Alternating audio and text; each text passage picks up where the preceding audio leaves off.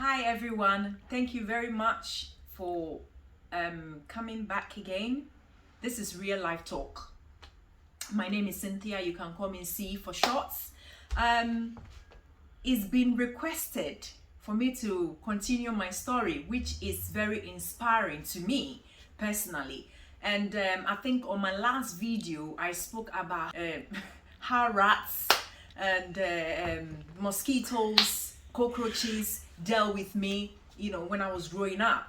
Obviously, I've got a couple of viewers who have confirmed that's when they were growing up as well, similar things happens to them and stuff like that. So this is, you can see, as I said, you are watching real life and everything here is real. So I want to continue with my story from where I left the last time. So we've come to a point where obviously the story is still on the compound house, and obviously we had neighbors like I explained the last time. It's a big compound and each room has minimum of maybe 4 to 5 family in one room, and it got to a point where things were very tough, and our room was indescribable. I can't describe the room to you. There's no carpets, there's no paints, literally no radio, no TV, nothing. It's just a room and clothes, and obviously clothes, every single clothes is in a bag. And that's how we live our life then. And I remember there was a time where we didn't have spoons. I don't know, for some reason the spoons gets disappeared, in our house for some reason. And then my mom made a porridge, and we were looking for spoons. We were obviously, myself, my sister, and my parents, we were five in number. So we were looking for the spoon to have the porridge, and my mom sent me to go and ask a neighbor, because when I was growing up in a compound house, you can borrow anything you can think of. And I'm sure those of you who've lived in compound house or live in compound house now can kind of like associate with what I'm saying. That is definitely true. Where we go by, we can borrow anything to sorts. You can borrow anything from neighbors and stuff like that. And my mom sent to go and ask for spoons for us to have our porridge. When I went to our neighbor, she said to me that, oh my goodness, I know that we are all poor in this compound, but you guys, your poverty is another level, and in fact that really broke my heart. And I used to pick words from people, because obviously I was a church girl, whereby preaching is going on here and there, and you go to church and you see people dress very nicely, and you always hoping that you will be able to dress like them. So sometimes when I hear words from people like talking back to us about, you live in the same compound with the same people, and they turn around and tell you that, your poverty is another level, that is not the end of it. I remember there was a time where my dad asked me to go and ask one of our neighbors for, as you know, iron. I'm not talking about the iron you and I use today. Maybe you are living in a compound house, but I believe strongly, not this day and age, not many people will be using the kind of iron I'm talking about. Is those metal iron where you put charcoal to make sure it's hot before you use, and if you are not careful, your whole clothes get burnt. That's the kind of iron I'm talking about. So I went to this neighbor to ask for iron, and then he turned around and said to me that, I can't believe it, your father is a man and I'm a man, and he can't even buy this simple iron. So viewers, these kind of things really pushed me. Sometimes I strongly believe, those of you who can relate with me when it comes to the Bible, when Anna in the Bible was being laughed by his rival, what happened there? It pushed Hannah to go into the place of prayer. It pushed Hannah to go and talk to God. I think at that point, that's what happened to me. It got me, apart from what these two people said, there's so many occasions where, you hear that quite a lot from people like yourself, and you're thinking, wow, your situation must be very, very bad. And I remember I was still a church girl and whatnot, going to church and everything. I was so passionate about knowing that, believing that one day this will, I used to tell my parents that, look, this will come to an end. It will come to an end. And my dad would look at me and say, just go and sit down. When you know, when adults are talking, don't just come and stand there. And I was about 18 then. You know, and viewers, this really pushed me. It really, when I'm talking about, it pushed the nerves out of me to go into the place of prayer. And I'll tell you what I did. Maybe you are listening to me today and you are in a situation where it feels like there's no room for breathing. It feels like you are at the road where it's a T junction. Where are you going to turn? Maybe you are listening to me and you are thinking, my goodness, I don't even know how I'm going to come out of this situation. I don't know what I'm going to do with this child of mine. I don't know, you know, the situations can overwhelm you so much that you can't even think of a solution anymore. But sometimes God has a way of pushing us to the place where we can trust Him. That it really pushed me so much to go into a place of prayer. And I remember very well what I started doing. I used to hear people midnight praying.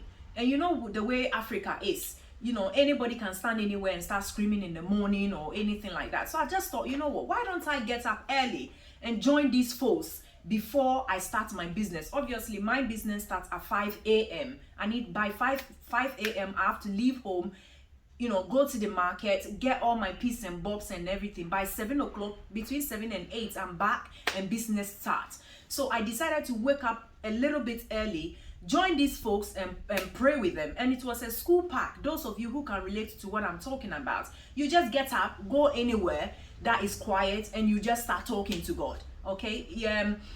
Whatever that you believe in, you just start talking to that thing. But obviously, I'm a Christian and I believe there is, you know, there is Almighty God who hears our prayers. Obviously, I've been taught at church and everything.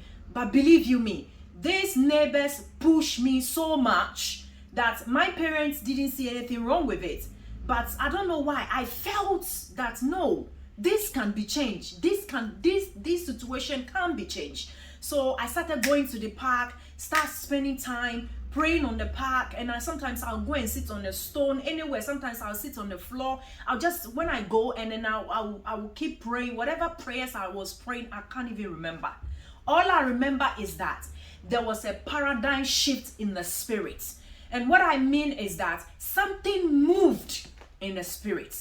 Something moved in the spiritual world for me. Something moved in God's heart for me. Because one of the prayers that I prayed, that I'm still praying the same prayer, that God, if you are the one that brought me here, you can get me out of here. Because God has a way of bringing us to a place and moving us to another destination. So my prayer did miracle for me. And lo and behold, I was there one day. My auntie lives in the UK here. And then she, you know, there was no phones, there was nothing, there was no, even if they write you a letter or anything, it takes forever for you to even get hold of the letter and stuff like that. We used to have a neighbor. They don't live in the compound. We used to fetch water in the man's house. And this neighbor had a telephone. One day I saw him making a phone call when I was going to pay him for his water, because we go there with buckets to fetch water. And then I saw this man on the phone. And then I went to him and I said, "Oh, sir, you use telephone here?" And he said, "Yes." And then he asked me why. And I said, "Oh, I'm just asking because my auntie always asks me if I know somebody with telephone. So once in a while she can phone and check on us."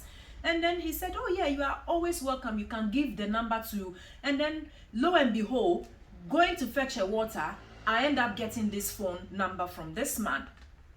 And then when I got the phone number, I came, and then I don't know how I did it. But one day we wrote a letter, and then I gave the number to my mom to put it in a letter, so that, you know, when my auntie is looking for us, or instead of writing a letter, and then sometimes when she writes the letter, it would take like maybe 2 months, 3 months before we get hold of the letter, because it goes to somebody and then somebody's post box or something. It's a whole lot of long story. If you know what I believe a lot of you can relate to this story. A lot of us but it's my story that I want to tell because of where I am now. Viewers, I'm telling you, that phone I gave to my auntie was just the Holy Spirit moving at that time. What happened? My auntie started phoning that number now and then, and believe you me, sometimes she will phone, and then obviously because of the distance, she has to put the phone down. The man will come and look for us. You know, you can't, it's like maybe from 10 minutes or 15 minutes walk before you can even, the man will send somebody to come and get us. So I will go around, you know, receive the call. Sometimes I'll go and sit in the man's corridor for like almost about 30 minutes before my auntie will phone. So one day I spoke to her, and then I don't know what happened. She said she came to Ghana, and she liked my persona. She liked the fact that I'm a good girl and what's not. So she wouldn't mind bringing me here. So to be honest with you, when she said it, I just laughed. I laughed like the way Sarah laughed. I'm thinking to myself, me, I can't speak English, I can't write, I can't write. Where am I going to England? And England is, they are speaking English. I can't even, what am I going to do in England, you know? So I did exactly what Sarah did, if you know what I mean. And then anyway, we put the phone down. Lo and behold, to cut a long story short, we got to the point where I got invitation to come to the UK. But viewers, I'm not saying that wherever you are, God cannot bless you. What I'm saying is that we all have different destiny. We all have different path of life.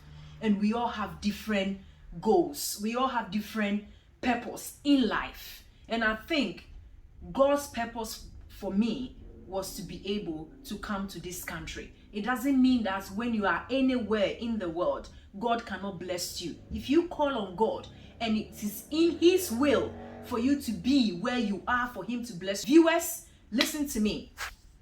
There are people in Africa that are doing more better than some of us down here. Thank you very much for watching Real Life Talk with C. God bless you. Please subscribe, share, like, and keep supporting. God bless. Shalom.